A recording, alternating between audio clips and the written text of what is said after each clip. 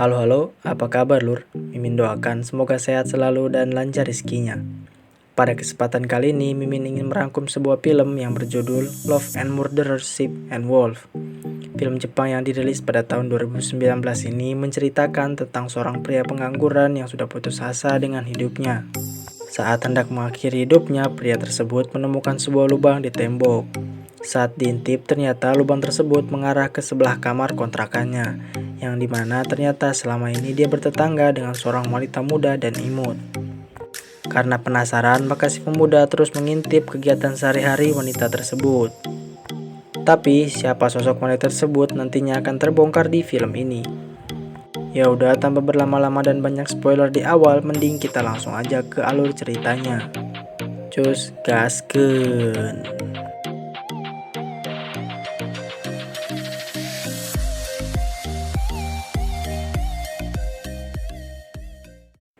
Cerita akan berfokus pada pria bernama Kurosu yang merasa hidupnya sudah tidak ada artinya lagi.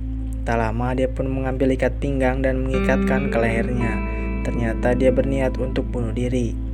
Saat tengah melakukan bunuh diri, tak diduga paku tempat dia mengikatkan ikat pinggang itu ternyata tidak kuat, sehingga menyebabkan paku tersebut tercabut dan Kurosu malah tidak jadi bunuh diri.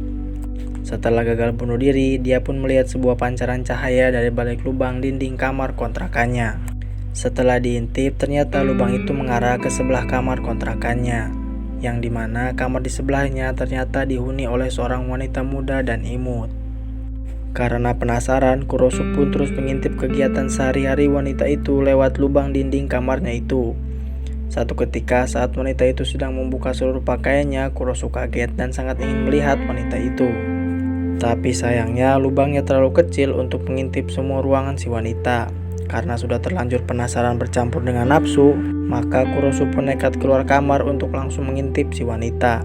Tapi sayang saat sedang mengintip, dia dilihat oleh seorang wanita yang sedang berdiri di bawah kontrakan Kurosu.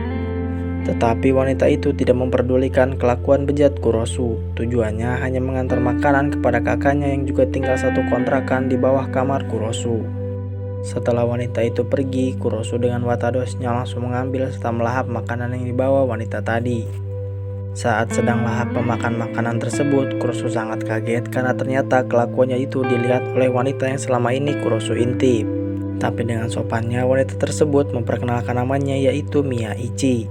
Mengetahui bahwa Kurosu adalah tetangganya, maka Miyaichi pun mengajak makan bersama di kamar Miyaichi karena kebetulan ia juga sedang memasak. Setelah Miyaichi selesai memasak, mereka pun makan bersama. Tetapi Kurosu merasa heran mengapa wanita cantik seperti Miyaichi mengizinkan serta memberi makan orang asing di kamarnya. Tetapi Miyaichi beralasan bahwa masakan akan terasa lebih nikmat bila dibuat dalam jumlah yang banyak. Setelah selesai makan, Kurosu pun langsung kembali ke kamarnya, dan Miyaichi pun mengizinkan Kurosu untuk datang kembali ke kamarnya kapanpun dia ingin makan. Yang tentunya itu membuat jiwa-jiwa pengangguran Kurosu sangatlah bahagia. Lalu setiap harinya dia mengintip Miyaichi dari balik lubang dinding kamarnya. Karena kebaikan Miyaichi, Kurosu pun jatuh hati pada Miyaichi. Satu waktu saat sedang makan bersama, Kurosu mengatakan ketidakenakan hatinya tersebut pada Miyaichi, bahwa Kurosu tidak bekerja serta tidak bersekolah dan merasa dia hanya beban untuk Miyaichi karena selalu numpang makan di tempatnya dan tidak pernah melakukan apapun. Tapi Miyaichi mengatakan bahwa Kurosu sudah melakukan sesuatu dengan selalu menemaninya makan bersama. Di sini sebenarnya kita dibuat penasaran kenapa Miyaichi sangat baik pada Kurosu. Ya udah, kita lanjut biar paham. Di malam harinya, Kurosu memutuskan untuk menambah lubang di dindingnya itu. Tapi Kurosu teringat dengan peraturan pemilik kontrakan bahwa tidak boleh menempel paku di dinding. Pada saat itu juga Miyaichi baru saja pulang dan Kurosu pun langsung mengintip Miyaichi. Tapi tak disangka Miyaichi masuk kamar dengan seorang om-om. Tentu itu membuat Kurosu sangat kaget. Tapi hal yang lebih mengejutkan pun terjadi, di mana saat om-om itu ingin melakukan tap mantap dengan Miyaichi, Miyaichi langsung menggorok leher om-om itu.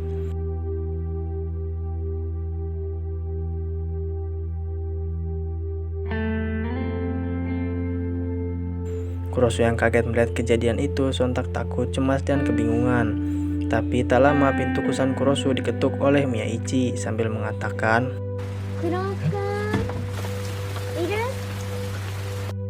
di mana Mieichi membawakan sup dan mengajak Kurosu untuk makan bersama di kamar Kurosu.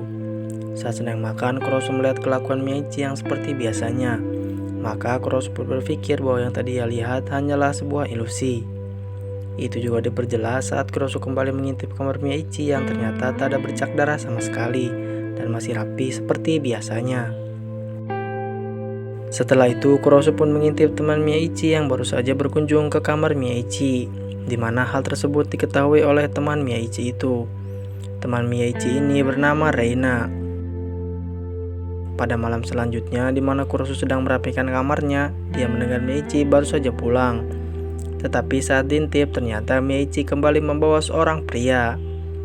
Seperti biasa, saat Mieichi akan melakukan tap mantap, dia langsung menggorok leher pria tersebut.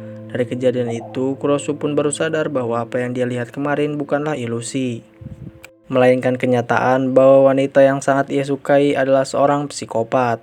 Sontak itu membuat Kurosu shock dan lantas menjerit. Hal tersebut didengar oleh Mieichi yang langsung menancapkan cutter ke tempat Kurosu mengintip. Kurosu yang ketakutan lantas langsung melarikan diri dari kamarnya. Mieichi pun dengan cepat mengejar Kurosu. Saat sudah terpojok, Kurosu pun pasrah bahwa rupanya nyawanya akan tamat di tangan wanita yang sangat ia sukai. Saat Mieichi hendak membunuh Kurosu, dia pun mengatakan bahwa sebenarnya Kurosu pun ingin mati.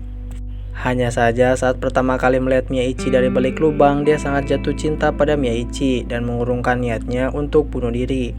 Tetapi jika Mieichi ingin membunuhnya, Kurosu pasrah. Tapi Kurosu hanya ingin Mieichi tahu bahwa Kurosu sangat menyukai Mieichi walaupun Mieichi adalah seorang psikopat. Perkataan Kurosu tersebut membuat Mieichi tertarik dan bertanya apa yang diinginkan Kurosu. Lantas Kurosu menjawab bahwa dia ingin sekali berpacaran dengan Mieichi. Tanpa pikir panjang, Mieichi pun langsung mengiyakan keinginan Kurosu, karena Mieichi pun sangat tertarik dengan kepribadian Kurosu. Setelah resmi berpacaran, Kurosu pun langsung nafsu dan hendak menyosor bibir Mieichi. Sayangnya, Mieichi langsung mengarahkan cutter ke leher Kurosu sambil mengatakan bahwa belum waktunya. Dan Mieichi bisa membunuh Kurosu jika dia berani macam-macam, tapi Mieichi meminta Kurosu untuk selalu mengintipnya.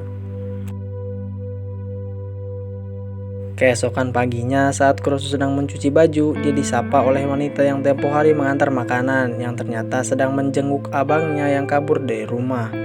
Lalu Kurosu dan Mieichi pun kembali makan siang sambil mengobrol, di mana di tengah obrolan Kurosu mengatakan bahwa dia akan mencari pekerjaan. Tak lama setelah itu, scene berpindah di saat Kurosu sudah bekerja di sebuah minimarket. Malam harinya setelah pulang dari bekerja, Kurosu disambut oleh Mieichi dan menanyakan apakah besok Kurosu bisa menemani Mieichi. Maka Kurosu pun langsung mengiyakan ajakan Mieichi. Pagi harinya mereka berdua pun pergi ke kampus Mieichi, di mana Mieichi meminta tolong Kurosu untuk membawakan sebuah oven ke lab tempat Mieichi biasa melakukan praktek.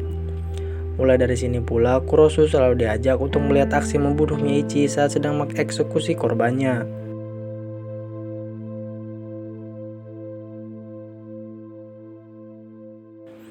Dibutakan oleh rasa cinta, Kurosu pun hanya diam saja dan tak berani melarang Mieichi. Bahkan setiap pembunuhan yang dilakukan oleh Mieichi tidak pernah masuk berita ataupun koran. Keesokan harinya, saat Kurosu pulang bekerja, dia melihat abang si wanita pengantar makanan sedang memberi makan seekor kucing. Nama abang tersebut adalah Kawasaki, di mana Kurosu bertanya apakah Bang Kawasaki sangat menyukai kucing. Maka Bang Kawasaki pun bilang bahwa dia lebih menyukai kucing daripada anjing. Tak lama setelah itu, Kurosu pun pergi ke taman untuk menemui Mieichi dan Kurosu membawa sebuah es kiko. Yang dimana saat Kurosu bernyanyi sambil membelah dua es kiko itu, Mieichi terlihat seperti benar-benar jatuh hati pada Kurosu. Lalu scene berpindah saat Kurosu sedang bekerja, di mana Kurosu bertemu dengan si wanita pengantar makanan. Dia pun memperkenalkan dirinya yang bernama Haruko. Setelah pulang bekerja, Kurosu sangat senang karena dia pada akhirnya dapat membeli sebuah lampu untuk menerangi kamarnya.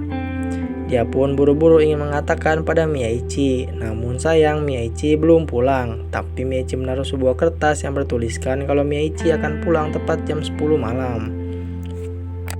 Setelah selesai mandi dan merapihkan dirinya, saat sedang merapikan kamar, Kurosu mendengar suara dari kamar Miyaichi, di mana hal mengejutkan pun terjadi. Miyaichi membawa korban baru yang tak lain adalah Bang Kawasaki. Kurosu yang heran sekaligus panik mengatakan pada Miyaichi untuk menghentikan perbuatannya dan jangan membunuh Bang Kawasaki. Lantas Miyaichi mengatakan untuk jangan berteriak dan lihatlah secara seksama. Setelah itu Miyaichi pun langsung menggorok leher Bang Kawasaki.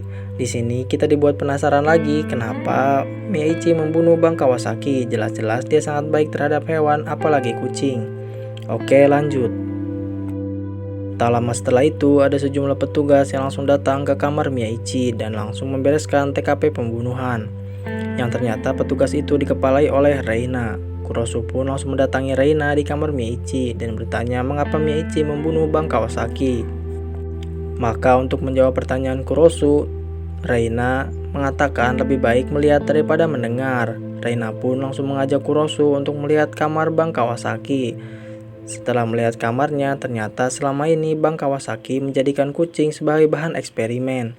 Terlihat dari banyak toples-toples, alat pemotong, serta sketsa tubuh kucing untuk dibedah.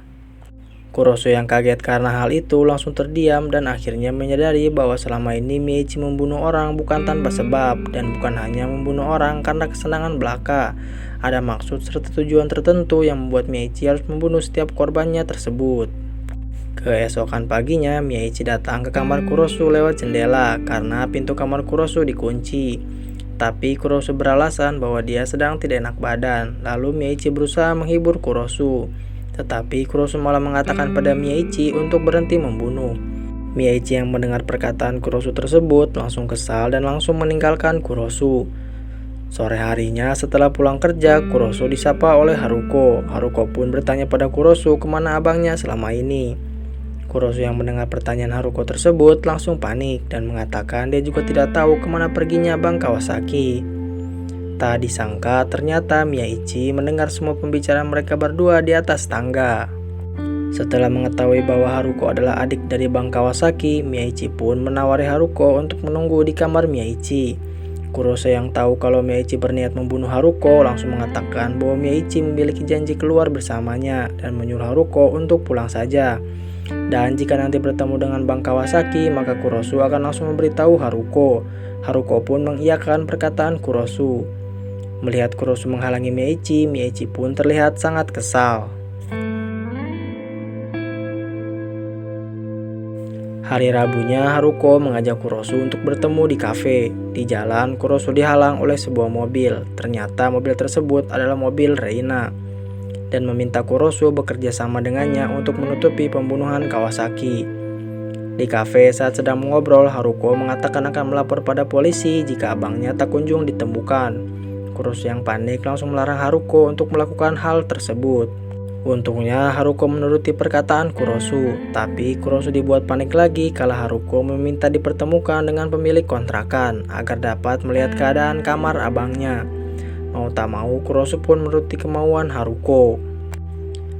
Haruko, Kurosu dan pemilik kontrakan pun langsung mendatangi kamar Kawasaki, tapi ternyata kamar tersebut sangat rapi dan bersih. Kurosu pun lega karena dia tahu bahwa Reina lah yang membersihkan semuanya. Setelah itu sore harinya Haruko yang akan pulang diantar Kurosu ke stasiun. Tapi setelah mengantar Haruko, Kurosu melihat Miyaichi yang sedang bersama dengan seorang pria dengan tato lebah di lengannya.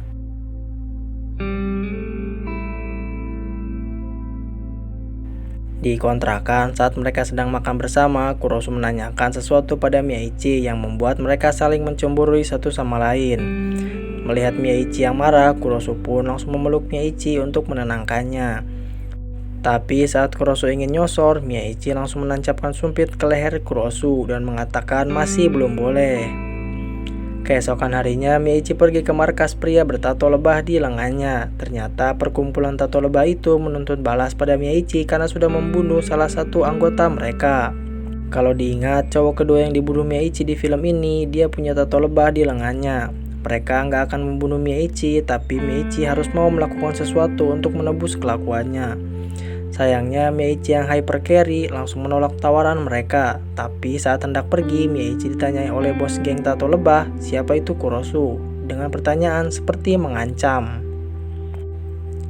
Karena merasa Kurosu terancam, Miyaichi sampai menjemput Kurosu dari tempat kerjanya. Tapi Miyaichi terlihat sangat cuek. Saat sampai di kontrakan, Kurosu dikagetkan karena Haruko kembali mendatangi kontrakan Kurosu. Haduh, ini cewek nggak tahu apalagi berurusan sama singa betina. Maksud Haruko datang adalah untuk memberitahu Kurosu bahwa kakaknya sedang ada di Thailand. Tapi entah kenapa saat sedang mengobrol Haruko malah tepar. Ternyata itu adalah kelakuan Miyaichi yang sudah geram pada Haruko dan berniat membunuhnya. Kurosu yang melihat hal tersebut langsung berusaha keras melarang Miyaichi untuk tidak membunuh Haruko. Melihat kesungguhan Kurosu, Miyaichi malah menyuruh Kurosu untuk menghabisi Haruko. Tentu jelas-jelas itu tak akan pernah dilakukan oleh Kurosu. Miyaichi yang kesal langsung meninggalkan mereka berdua. Tak lama Haruko yang tepar pun terbangun dan sangat malu karena sudah tepar di tempat orang. Lalu Kurosu membawakan secangkir air dan mengatakan agar Haruko tetap tenang karena terlihat kalau Haruko sangat kelelahan. Tak disangka Haruko malah mengungkapkan kalau dia menyukai Kurosu. Sontak itu membuat Kurosu sangat kaget.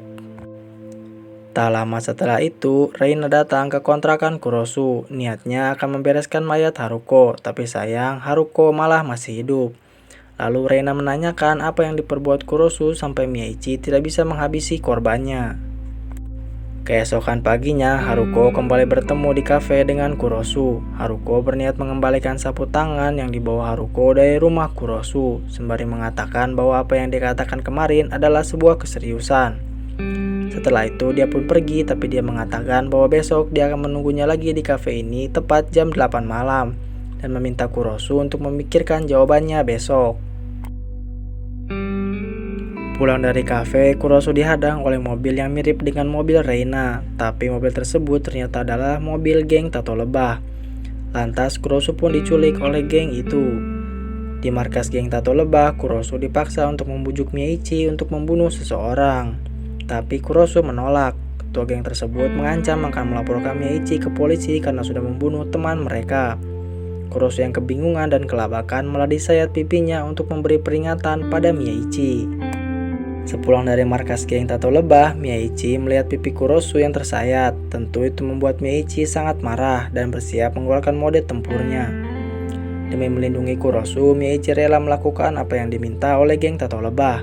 Bahkan dia tidak memperdulikan lagi perkataan Kurosu dan menyuruh Kurosu untuk melupakannya serta menambah lubang di dinding kamarnya itu.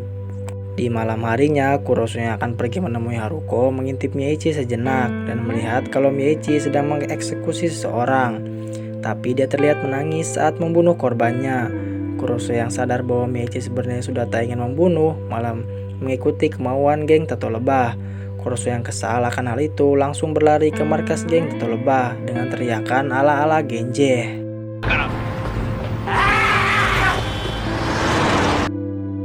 Sampainya di sana, Kurosu langsung marah-marah dan mengeluarkan ulti. Tapi sayang, bak player warrior bertemu dengan player legend. Ulti Kurosu sangat mudah di counter. Bahkan Kurosu malah digengbang secara hardcore. Setelah digengbang habis-habisan, Kurosu yang sudah kehabisan tenaga akan dibunuh oleh ketua geng Tato Lebah. Nah, di sini adegan epic pun terjadi, di mana tiba-tiba seluruh lampu padam dan pro player yang sesungguhnya pun keluar. Di mana Miyaichi melemparkan gas beracun yang membuat semua geng Tato Lebah merasa lemah, termasuk Kurosu. Bahkan Miyaichi tak menyangka kalau ternyata di sana ada Kurosu. Melihat Kurosu yang babak belur lantas membuat Miyaichi lebih marah dan mengambil cutter Kurosu dan menggunakannya.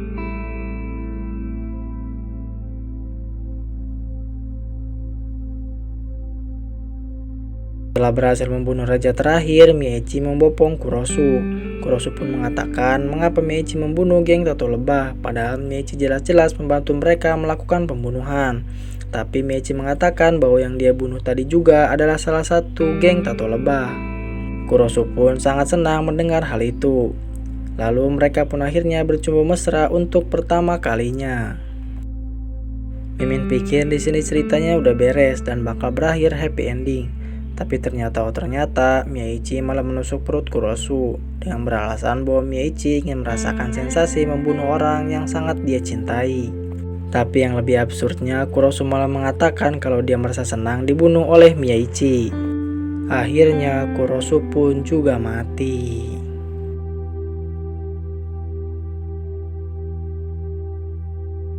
Scene diakhiri dengan Miichi yang memutuskan pindah dari kontrakan lamanya lalu bertemu dengan Reina.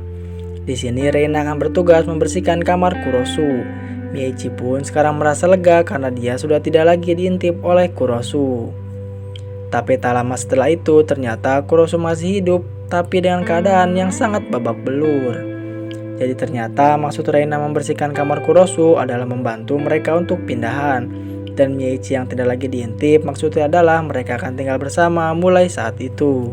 Film pun diakhiri dengan Miichi yang memutuskan untuk benar-benar berhenti membunuh dan mereka saling memperkenalkan nama lengkapnya masing-masing. Di mana nama lengkap Miichi adalah Miichi Ryo dan Kurosu adalah Kurosu Etsuro. Dan cerita pun selesai. Gimana lur filmnya? Asik nggak? Asik nggak? Ya asik lah, masa enggak? Untuk filmnya sendiri mendapat rating 6,2 dari IMDb. Tapi Mimin sendiri memberi rating 7,1 karena alur cerita yang kompleks dan juga peran dari setiap pemainnya yang sangat baik. Oke, segitu dulu aja pembahasan alur cerita kali ini. Jangan lupa subscribe, like, komen, dan share videonya. Bagi kamu yang punya rekomendasi film, silahkan tuangkan di kolom komentar. Adios.